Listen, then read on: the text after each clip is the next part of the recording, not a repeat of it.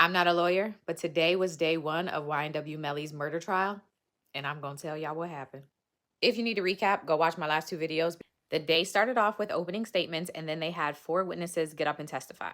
What we learned is that the prosecution still does not have a motive and still have not found the murder weapon. According to the testimony of the police officer from the hospital and the police officers who first arrived on scene, Bortland was unable to identify where the drive-by took place. He kept emphasizing that he's not from that area, and so he didn't know where he was. Police drove him around and he was unable to identify where it happened. The windows on the car that Bortland was driving were shot out from the drive-by, but they couldn't find any evidence of shattered glass, screeching tires, tire marks, anything like that.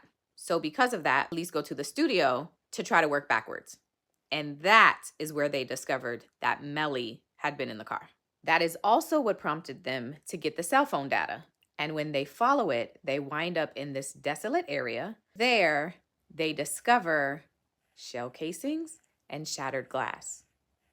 And then the prosecution's big piece today was that, according to them, the day of the shooting, people are messaging Melly asking him if it's true, was there really a drive-by? And one message in particular says, "Yo, you good? Let me know something." To which Melly allegedly replies, "I did that. Shh." But even after all of that, what I was so curious about is what is going to be Melly's team's defense. And today, his team filled us in. Melly's lawyer points out in his opening statement that they don't have to prove that Melly didn't do it.